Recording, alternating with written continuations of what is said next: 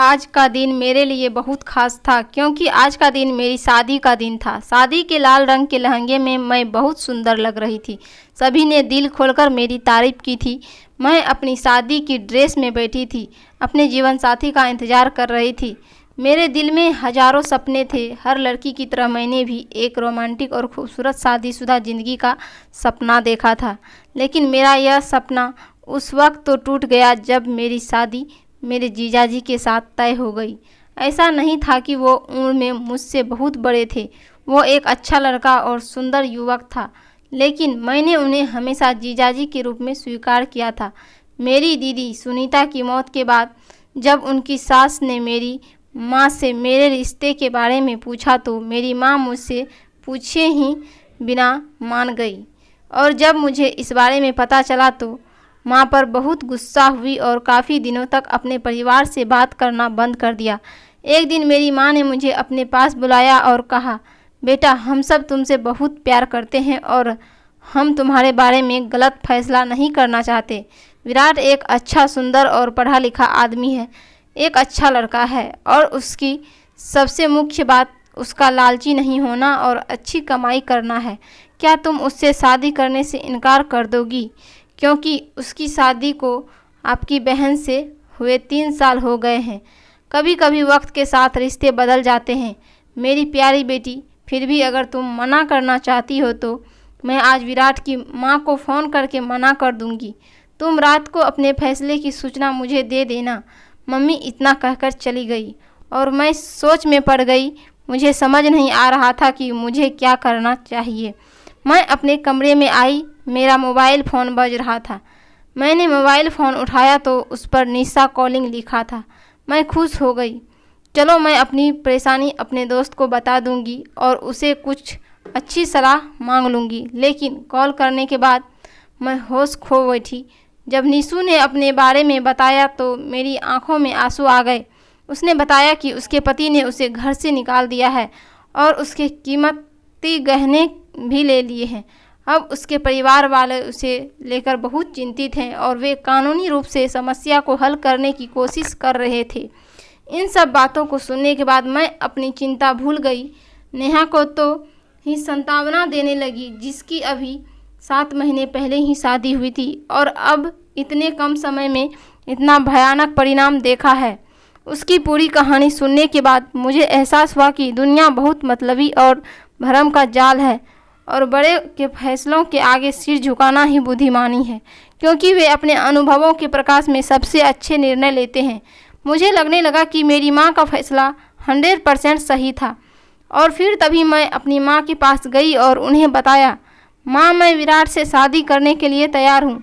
माँ इस वक्त तो रसोई में खाना बना रही थी। मेरे मुँह से ये सब सुनकर वह हैरान भी हुई और खुश भी। साथ ही उन्होंने मुझे गले से लगा लिया और मेरे माथे को चूमकर मुझे ढेर सारी दुआएं दी। माँ को खुश देखकर मैं भी खुश हो गई। मैंने शादी के बाद सुजाता दीदी को हमेशा खुश और अच्छे कपड़े पहने देखा था, जिसकी वजह से मेरे दिल में कोई गम नहीं था। शादी के बाद पहली बार मैं दुल्हन बनकर उनके कमरे में दाखिल हुई और जैसे ही दीवार पर अपनी बहन की तस्वीर देखी तो मैं उनके पास जाकर बोली, मेरी प्यारी बहन, तुम बहुत याद आती हो। आप इस दुनिया से बहुत जल्दी दूर हो गई है। मुझे ऐसा लगता है जैसे आप इस दुनिया में अपनी सारी खुशियाँ मेरे पालने में उड़ने आई थी। इतना कहकर मैं उनकी तस्वीर को प्यार से देखती हुई सजे हुए बेड पर आकर बैठ गई। अब मैं विराट का इंतजार कर रही थी। मैं आने वाले खूबसूरत पलों के बारे में सोचते हुए शर्म से सिकुड़ी जा रही थी। उसी समय मुझे दरवाज़ा की कुंडी घुमाने की आवाज़ सुनाई दी तो मैंने सर नीचा करके देखा कि विराट अंदर आए और दरवाज़ा बंद कर दिया। विराट बिस्तर के करीब चले गए और चुपचाप जैसे घुसे थे वैसे ही वापस चले गए।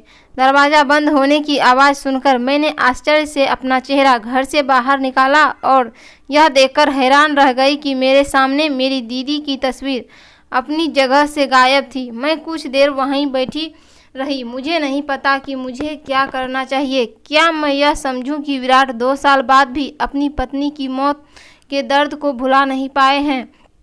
उन्हें उस वक्त मेरे पास होना चाहिए था। कुछ सोचकर मैं अपनी जगह से उठकर उनके पीछे मैं सांत्वना के कुछ शब्द कहकर उनका दिल बहलाना चाहती थी। ताकि हम दोनों एक दूसरे के बारे में कुछ बात कर सके। मैं कमरे से बाहर आ गई और उसी समय कमरे में गई जिसमें विराट गए थे, लेकिन वह बंद था।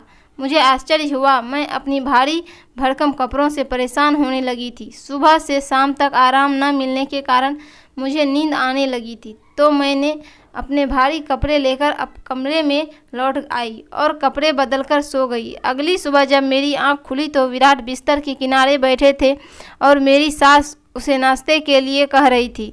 मुझे उठता देखकर विराट बोले, नए जीवन की नई सुबह मुबारक हो। विराट ने इतने प्यार से कहा, मैं पिछली रात के खराब मूड को भूलकर मुस्कुरा दी। उसी समय मेरी नज़र सामने की दीवार पर लगी दीदी की तस्वीर पर पड़ी। दीदी की तस्वीर दोबारा अपनी जगह पर आ गई थी। फोटो देखकर मुझे ऐसा लगा जैसे कि हमें देखकर मुस्कुरा रही हो। मेरे होठों पर मुस्कान फैल गई। हमारे लिए नाश्ता आ चुका था तो मैं फ्रेश होने चली गई। विराट और मैंने अपने कमरे में बेहद खुशगवार माहौल में नाश्ता किया। नाश्ते के बाद विराट के कुछ दोस्त मिलने आए तो उनके साथ चला गया, जबकि मैं तैयार होने लगी। पूरा दिन मेहमानों से मिलने में बीत गया। आज मैं बहुत खुश थी विराट का रवैया देखकर। उम्मीद थी कि जल्दी ही हम दोनों करीब आ जाएंगे और एक दूसरे को समझ जाएंगे। लेकिन जब रात हुई और मैं उनका इंतज़ार करने लगी तो मैं बहुत निराश हो गई, क्योंकि कल रात की तरह विकास कमरे में आया और दीदी की फ़ोटो ली और दूसरे कमरे में चला गया। मैं बैठकर उन्हें उत्सुकता से देखने लगी। मुझे उन पर तरस भी आया, साथ ही मुझे दीदी की किस्मत से जलन भी हो रही थी, जिसे इतना प्यार करने वाला पति मिला था कि उन्हें भुला नहीं पा रहा था। जब मैं कमरे से निकली और विराट के पास दूसरे कमरे में जाने लगी तो उसने पहले से ही कमरा बंद कर लिया था। मैं वहीं खड़ी हो गई और मुझे अंदर से विराट के कुछ कहने की आवाज़ भी सुनाई दी। कह रही थी कि वे किसी से बात कर रहे थे। मैं दरवाज़ा पर कान लगाकर सुनती रही, पर कोई भी शब्द समझ नहीं आया। तो मेरी सास मुझे आती हुई दिखाई दी। उसने पूछा, क्या हुआ, तुम यहाँ क्यों खड़ी हो? अब मैं उन्हें क्या बताती कि 2 दिन की दुल्हन अपने पति के पीछे भाग रही है और वो उससे जान चुराकर भाग रहा है। मेरी शक्ल देखकर मेरी सास खुद ही समझ गई और बोली, कोई बात नहीं, कुछ दिनों की बात है, फिर सब ठीक हो जाएगा। मैं निराश में अपने कमरे में वापस आ गई और दीदी और विराट के जीवन के बारे में सोचते हुए बिस्तर पर लेट गई। हम 2 बहनें थीं। सुजाता दीदी मुझसे 2 साल बड़ी थी। हमारे माता पिता ने हमें बहुत ही प्यार से पाला था। दीदी की पढ़ाई पूरी होने के बाद उनके लिए खूब रिश्ते आने लगे, लेकिन हमारे माता पिता इस मामले में किसी भी तरह की ज़बरदस्ती में विश्वास नहीं करते थे, इसलिए उन्होंने फैसला दीदी को सौंप दिया। मेरी माँ की सहेली के बेटे विराट का रिश्ता आया। माँ बहुत खुश हुई और उनकी खुशी देखकर मेरी दीदी भी मान गई और पापा ने भी विराट को बहुत पसंद किया था और विराट खुद सुजाता दीदी को एक समारोह में देखकर उसे पसंद किया था। मैंने उनकी शादी में खूब एंजॉय किया। इकलौती संतान होने के कारण मेरा विशेष महत्व था। शादी के बाद मैं अक्सर अपनी दीदी को अजीब सी उलझन में उलझा हुआ देख करती थी, खासकर जब मैं उसके घर रहने जाती तो वो रात में कई घंटे बाहर टहलती रहती थी। जब भी मैंने उनसे कारण जानना चाहा तो वह हंसती और मुझे टालते हुए कहती, बस यूं ही कमरे में दिल घबरा रहा था, इसलिए मैं बाहर आ गई थी। यह बात एक बार मैंने अपनी माँ से भी कही तो माँ भी हंसी और बोली, पागल, ससुराल में एडजस्ट होने में थोड़ा टाइम लगता है। यदि हम लोगों से मिलने आती थी तो वह बहुत ही सजी संवरी और खुशी होती थी, इसलिए मैंने भी इस वहम को अपने दिल से निकाल दिया था। लेकिन एक बार रात को जब विराट दीदी को हमारे घर रात बिताने के लिए छोड़ने आए तो मुझे उनका तौर तरीका संदेहप्रद लगा था, मानो वह नशे में हो या फिर नींद के प्रभाव में हो, या फिर चाहे तो वह उस दिन जल्दी में थे और इसलिए दीदी को हमारे घर छोड़ने के बाद कार को हवा में उड़ाते हुए चले गए थे। मैं दीदी से इस बारे में कुछ पूछना चाहती थी, लेकिन जब मैंने उनसे पूछे उनके कमरे में आई तो आंखें बंद किए आराम कर रही थी। मैंने उन्हें जगाना उचित नहीं समझा और वापस अपने कमरे में चली आई। अगली सुबह मैंने यह बात दीदी को बताई तो उन्होंने कहा कि ऐसी तो कोई बात नहीं है, बस हमारी थोड़ी सी लड़ाई हुई है, इसलिए भी अंदर नहीं आए। फिर 2 दिन बाद विराट बहुत ही उत्सुकता से दीदी को लेने आए और उनसे माफ़ी भी मांगी। दीदी का जीवन बहुत अच्छा चल रहा था, लेकिन अचानक कुछ महीनों के बाद वो हम सबको रोता हुआ छोड़कर चली गई। उनकी मौत की खबर हम सब पर बिजली बनकर गिरी थी। सास ने कहा था कि सुजाता को अचानक सीने में दर्द हुआ, जो शायद दिल का दौरा था, जिसके कारण वह बच नहीं पाई। इस सदमे से बाहर निकलना हमारे लिए बहुत मुश्किल था, लेकिन क्रूर समय जो हर कर्म पर मरहम लगा देता है। कुछ समय बीतने के बाद हम भी जीवन में अपने मामलों में लौट आए। फिर माता पिता ने विराट से मेरी शादी इसलिए की ताकि मैं दीदी की तरह उसके साथ खुश रह सकूं, लेकिन उसका रवैया मेरी समझ से परे थे। दिन में तो वो ठीक रहते थे, लेकिन रात में दूसरे कमरे में दीदी की फ़ोटो ले जाते और उससे बातें करते थे। मैंने उसका दुख को बांटना चाहती थी, लेकिन मुझे यह मौका अभी तक नहीं मिला था। मैंने ख्यालों में सो गई। फिर मैंने बहुत ही अजीब सा सपना देखा। मैंने देखा कि अंधेरे कमरे में दीदी की सिसकियाँ गूंज रही थी। मैं अंधेरे कमरे में अपने दोनों हाथों से दीदी को छूने की कोशिश की। मैं इधर उधर घूम रही थी, लेकिन मैं दीदी को नहीं छू पा रही थी। दीदी मेरे सामने क्यों नहीं आ रही हो? मैंने रोकर कहा तो दीदी रो पड़ी थी।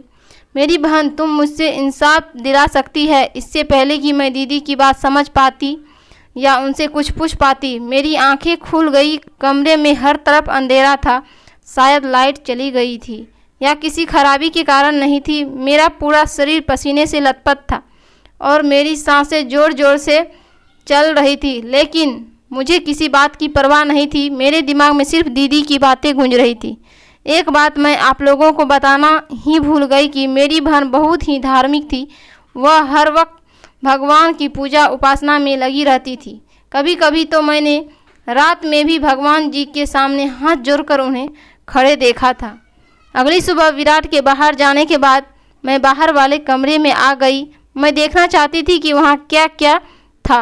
कमरे में अंदर आई तो देखा इस कमरे में एक सोफ़ा सेट और एक अलमारी के अलावा कोई फर्नीचर नहीं था। मैंने अलमारी खोली तो देखा कि दवा के कुछ खाली रेपर थे। मैंने उन्हें उठाया और उल्टा कर दिया। वे शायद दीदी की दवाएं थी, क्योंकि मैंने अक्सर उन्हें उनके बैग में देखा था। पहले तो मैंने ध्यान नहीं दिया, लेकिन इस दवा का नाम पढ़कर मैं दंग रह गई। लेकिन फिर मैंने सोचा कि शायद मुझे कुछ गलतफहमी हो गई है, इसलिए मैंने रेपर वहीं रख दिए।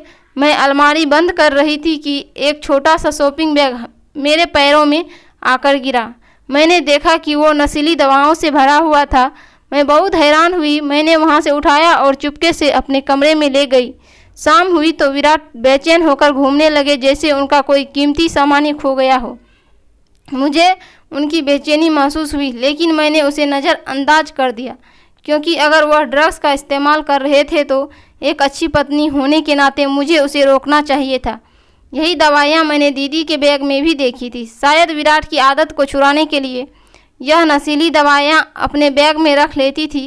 कुछ सोचकर मैं अपने कमरे से बाहर आई। मुझे पता था कि विराट की पसंदीदा डिश कढ़ाई पनीर है, इसलिए मैंने उसे बनाने के लिए किचन में गई, क्योंकि मैंने सुना था कि आदमी के दिल का रास्ता उसके पेट से होता है। इसलिए इस बात को फॉलो करते हुए विराट के लिए कढ़ाई पनीर बनाया। दीदी भी विराट को खुश करने के लिए उसकी पसंदीदा डिश बनाया करती थी। दीदी भी नहीं मुझे बताया था। खाना बनाने के बाद मैंने नौकरानी के साथ टेबल सेट की और हम लोग खाना खाने लगे। विराट को खाना बेहद पसंद आया था। उन्होंने डटकर खाया और मेरी तारीफ भी की। वो मेरी तरफ प्यार से देखते हुए बोला, क्या तुम इतना मज़ेदार खाना बनाने के लिए मुझसे कुछ गिफ्ट लेना चाहोगी? विराट के इस प्रश्न पर मैंने आश्चर्य से उनकी ओर देखा। सवाल से ज़्यादा उनके पूछने का तरीका निराला था। मुझे समझ नहीं आ रहा था कि मैं अपनी सास के सामने इसका जवाब कैसे दूं। सो मैं चुप ही रही। एक बार फिर विराट ने अजीब अंदाज में अपना सवाल दोहराया। सास ने आनन फानन में मुझे किसी काम से किचन में भेज दिया। मैंने रसोई की खिड़की से देखा कि वह अपने बेटे को धीमी आवाज़ में कुछ कह रही थी। मुझे विराट का व्यवहार बहुत अजीब लगा। एक दिन मैंने अपनी सास से बात करने की हिम्मत जुटाई और उन्होंने बताया कि तुम्हारा बेटा नशा करता है, तो फिर आपने उस जैसे इंसान के लिए मेरा जीवन क्यों खराब किया। वह कहने लगी, ऐसी कोई बात नहीं है, तुम्हारी बहन और उसकी पत्नी की मौत के सदमे ने उसे झकझोर कर रख दिया है और उसने अपना दुख को भुलाने के लिए यह सब किया है। माँ उसे समझाऊंगी। सास की बात सुनकर मैं ज़्यादा कुछ नहीं बोली और कमरे में आकर लेट गई। मैंने रात को फिर से सोने के लिए अपनी आंखों बंद की तो फिर से दीदी का रोता हुआ चेहरा दिखाई दिया। वह मुझसे न्याय की मांग कर रही थी, लेकिन कैसा न्याय। अपने सपने में दीदी को इस तरह तड़पता देखकर मैं बहुत बेचैन हो गई थी। मेरे दिल में अजीबोगरीब ख्याल आने लगे कि मेरी दीदी की मौत एक्सीडेंटल थी या कुछ और। सास ने बताया था कि दीदी को दौरा पड़ा तो अस्पताल ले गई। उस समय कुछ भी पूछने का कोई अर्थ नहीं था और इसमें कोई संदेह नहीं था, लेकिन आपको सपने में दीदी को इस तरह देखने एक असामान्य बात थी। मैंने अस्पताल की उस रिपोर्ट को खोजने के लिए अपने कमरे की तलाशी ली जिसमें दीदी की मौत का कारण बताया गया था, लेकिन कमरे में ऐसा कोई कागज़ नहीं मिला। सुबह विराट के काम पर जाते ही मैंने दूसरे रूम की सफाई के बहाने भी उस रूम की भी छान मारा, लेकिन वहाँ से कुछ भी नहीं मिला। अब सिर्फ सास का कमरा बचा था और मुझे उम्मीद थी कि शायद यहाँ कुछ मिल जाए, और ऐसा ही हुआ। सास के कमरे में अस्पताल की एक रिपोर्ट मिली जिसमें दीदी की मौत का कारण हार्ट अटैक लिखा हुआ था। इसे अपनी आंखों से पढ़कर मन को संतोष हुआ और थोड़ी शर्म भी आई कि मैं अपने ही घर वालों पर शक कर रही थी। विराट के ऐसे ही धूप छांव वाले व्यवहार में मैं दिन बिताते गए। एक रात मैंने देखा कि जब वो दूसरे कमरे में गए तो उसके हाथ में एक नहीं 2 फ्रेम थे। एक फ्रेम में तो मैं पहचान गई, दीदी की तस्वीर वाला फ्रेम था और दूसरा शायद नया बना था, लेकिन सस्पेंस यह था कि उस दूसरे फ्रेम में किसकी तस्वीर थी। अगली रात मैं सोने के लिए गई तो मैंने जानबूझकर अपनी आंखें बंद कर दी और फिर सोने का नाटक। या आज रात मैं निश्चित रूप से उस रहस्य को जान लेना चाहती थी जो मुझे अंदर से बेचैन कर रहा था।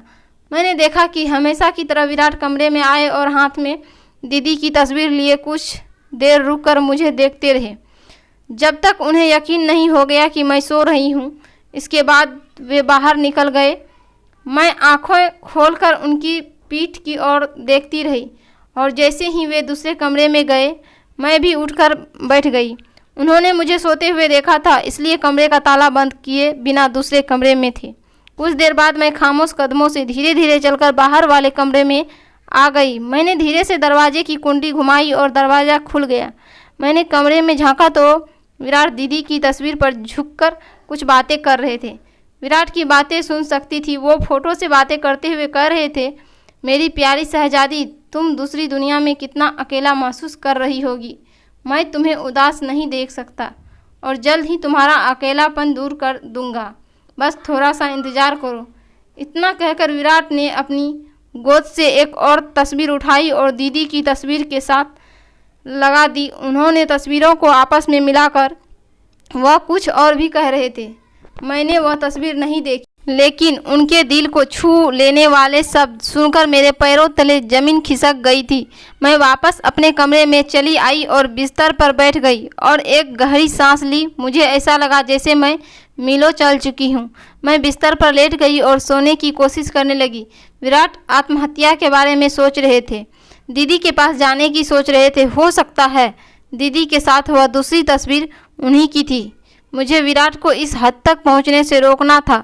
बहुत देर तक सोचने के बाद मेरी आंख लग गई कि तभी फिर से दीदी के कहरने की आवाज़ सुनाई पड़ी। लगातार न्याय की मांग कर रही थी। मैंने सपने में ही उन्हें वादा किया कि मैं उन्हें इंसाफ दिलाऊंगी। मेरी बात सुनकर मुस्कुरा दी थी। मैं बहुत ज़्यादा मुश्किल में पड़ गई थी कि दीदी का मामला तो मैंने अपने जानके में निपटा दिया था। उनकी मौत हार्ट अटैक से हुई थी। फिर दोबारा दीदी सपने में क्यों आई थी? लेकिन दीदी से वादा किया था तो मुझे वैसे भी अपना वादा निभाना था, लेकिन मुझे नहीं पता था किसे कैसे करना है। रात के किसी समय मैं उठकर मैं दूसरे कमरे में गई। विराट अब भी दूसरे कमरे में ही सोते थे, मेरे पास मेरे कमरे में नहीं सोते थे। मैंने दरवाजे को हल्के से धक्का दिया तो दरवाज़ा अंदर से लॉक था। मैं निराश होकर अपने कमरे में आ गई। सोच विचारों में गुम कर मेरी आंख लग गई। पता ही नहीं चला। सुबह सोकर उठी तो फ्रेश होने के लिए अलमारी खोली और कागज़ निकाले और यह देखकर मैं दंग रह गई कि मेरी अलमारी से वह दवाइयाँ वाला बैग गायब था। मुझे यकीन हो गया कि वह बैग विराट नहीं निकाला था। मुझे विराट को गलत रास्ते पर जाने से रोकना होगा, विराट को मरने से बचाना होगा, विराट की दीदी की यादों से निकालना पड़ेगा। यही सब सोचते हुए मैं फ्रेश होकर आई और तैयार होकर बाहर आ गई। मेरी सास ने नाश्ता बनाकर तैयार रखा था। मैं नाश्ता कर रही थी कि मेरी सास बोली, बेटा आज मेरे फ़ोन का बैलेंस ख़त्म हो गया है, अपने फ़ोन से डॉक्टर का नंबर लगा दो, समय से सर में दर्द हो रहा है, उसे पूछकर कुछ दवाइयाँ ले लूँ। अपनी सास के बताए हुए नंबर को मैंने अपने फ़ोन में डाल दिया और अपनी सास की तरफ बढ़ा दिया। गलती से मेरी उंगली रिकॉर्डिंग बटन पर लग गई और रिकॉर्डिंग शुरू हुई। अनजाने में हुआ था, जानबूझकर ऐसा नहीं हुआ था। मेरी सास बात करती हुई अपने कमरे में चली गई थी। मैं भी अपने कमरे में आ गई, यह सोचते हुए कि जब मम्मी जी बात कर लेगी तो खुद ही मुझे फ़ोन दे देगी। काफ़ी देर के बाद मम्मी जी ने फ़ोन लेकर आई और मुझे फ़ोन देकर वापस चली गई। फ़ोन को चार्जिंग पर लगाकर मैं विराट के बारे में सोचने लगी। वह दीदी से कितना प्यार करते थे, दीदी की यादों को अभी तक क्यों भुला नहीं पाए हैं, यहाँ तक कि दीदी के पास जाने की सोचने लगे हैं, यानी खुद को मारना चाहते हैं। यह सोचकर ही मैं कांप उठी थी। मेरा पूरा दिन इसी सोच विचार में निकल गया था कि कैसे विराट के दिल से दीदी की यादों को निकालूं, कैसे विराट के दिल में अपनी मोहब्बत पैदा करूं। लेकिन कुछ भी समझ में नहीं आ रहा था। यही सब कुछ सोचते सोचते शाम हो गई। शाम को विराट ऑफिस से घर आए तो उनके हाथ में पिज्ज़ा का डब्बा भी था। विराट कमरे में आए और बोले, अमृता मैं यह पिज्ज़ा तुम्हारे लिए लाया हूँ, क्या तुम्हें पिज्ज़ा पसंद है? मुझे बहुत पसंद था, मैंने खुश होते हुए कहा। हाँ विराट, मुझे पिज्ज़ा बहुत पसंद है। विराट के चेहरे पर एक अजीब सी मुस्कुराहट आ गई जिसे मैं समझ न सकी। उसे मुस्कुराहट के साथ बोलने, अच्छा तो ये लो खा लो। यह पिज्ज़ा विराट ने मेरी तरफ पिज्ज़ा बढ़ाया ही था कि तभी बाहर से मेरी सास ने विराट को आवाज़ दी।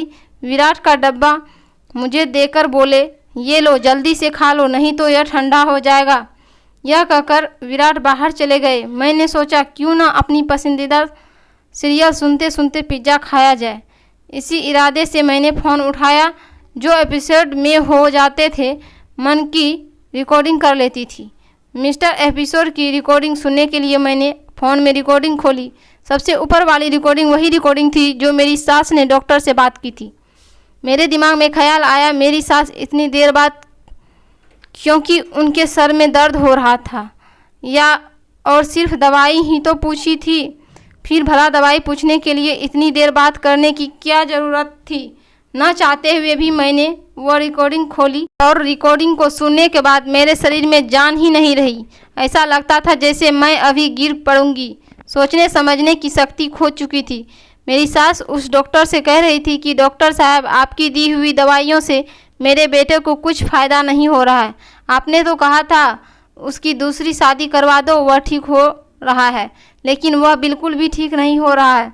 अपनी पहली पत्नी को मारने के बाद अब अपनी दूसरी पत्नी को भी मारने की योजना बनाने लगा है।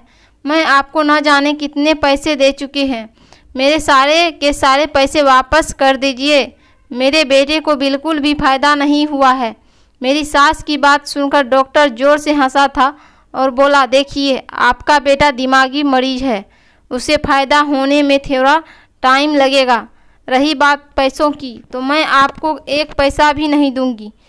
आपके कहने से ही मैंने आपकी पहली बहू की नकली रिपोर्ट बनाई थी कि उसकी मौत हार्ट अटैक से हुई है। अगर मैंने आपके बेटे की और आपकी यह काली करतूत पुलिस में जाकर बता दें तो ज़िंदगी भर जेल ही हवा खाते रहना। कल आ जाना मेरे पास, मैं दवाइयाँ बदल दूंगी। धीरे धीरे आपके बेटे को फ़ायदा होने लगेगा। और हाँ, मेरी फ़ीस ज़रूर लेते आना। इतना कहकर उसे डॉक्टर ने फ़ोन काट दिया था। मैं वही सकते की हालत में बैठी हुई थी। इसका मतलब मेरी दीदी की मौत हार्ट अटैक से नहीं हुई थी, मेरी दीदी को मारा गया था, मौत के घाट उतारा गया था। तभी तो मेरी दीदी मेरे सपने में आती थी और मुझसे इंसाफ की भीख मांगती थी। अपनी दीदी को याद करके मैं फूट फूट कर रोने लगी। जरा कुछ होश आया तो मैंने सबसे पहले उठकर अपने कमरे का दरवाज़ा बंद कर दिया। मैं समझ चुकी थी कि विराट पिज्ज़ा को खिलाकर मुझे मारना चाहता है। ज़रूर पिज्ज़ा में कुछ मिलाया गया है। मैंने पिज्ज़ा का डब्बा एक तरफ को रख दिया और जल्दी से अपने पापा को फ़ोन लगाया। फ़ोन पर मैंने पापा को सब कुछ बता दिया। पापा को तो मेरी बातों पर यकीन ही नहीं हो रहा था, लेकिन फिर उन्हें यकीन करना ही पड़ा। पापा ने कहा, तुम घबराओ मत बेटा, जल्दी से जल्दी पुलिस को फ़ोन करो, मैं भी वहाँ पहुँचता हूँ। मैंने जल्दी से पुलिस को फ़ोन किया और अपने घर का एड्रेस बता दिया। थोड़ी ही देर में पुलिस हमारे घर पर पहुँच चुके थे। उधर विराट, जो समझ रहा था कि पिज्ज़ा खाकर अब तक मैं मर चुकी होगी, इस खुशी में हॉल में रह रहा था। लेकिन पुलिस पर नज़र पड़ते ही उसके होश उड़ गए। पुलिस ने आते ही मेरी सास और विराट को अरेस्ट कर लिया। मेरी सास और विराट सफाई देते रहे कि वह बेकसूर है, लेकिन मेरे फ़ोन में मेरी सास और डॉक्टर की रिकॉर्डिंग काफ़ी थी। उन्हें गुनहगार साबित करने के लिए घर से अपनी दीदी की यादों का कुछ सामान समेटा और उसे घर से हमेशा के लिए अपनी मम्मी पापा के घर आ गई। दीदी की तस्वीर को जब हाथ में लिया तो ऐसा लगा था कि जैसे दीदी मुस्कुरा रही है। अपने आप को इंसाफ मिलने पर और मुझे उस दरिंदे से बच जाने पर मैंने विराट से कानूनी तौर पर तलाक ले ली थी और अब अपनी ज़िंदगी में आगे बढ़ गई थी।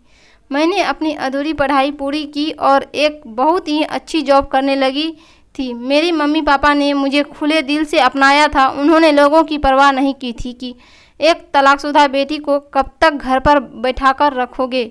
न जाने कितनी ही ऐसी बातें बनी थी, लेकिन पापा ने किसी की नहीं सुनी। बेटा, जिंदगी बिना जीवन साथी के नहीं गुजरता। अगर तुम्हें लगे कोई ऐसा है जिसके साथ तुम अपनी ज़िंदगी गुजारना चाहती हो तो बेझिझक हमें बता देना, लेकिन हम अपनी तरफ से तुम पर कोई दबाव नहीं डालेंगे। मम्मी पापा की बात सुनकर मैं मुस्कुरा दी थी।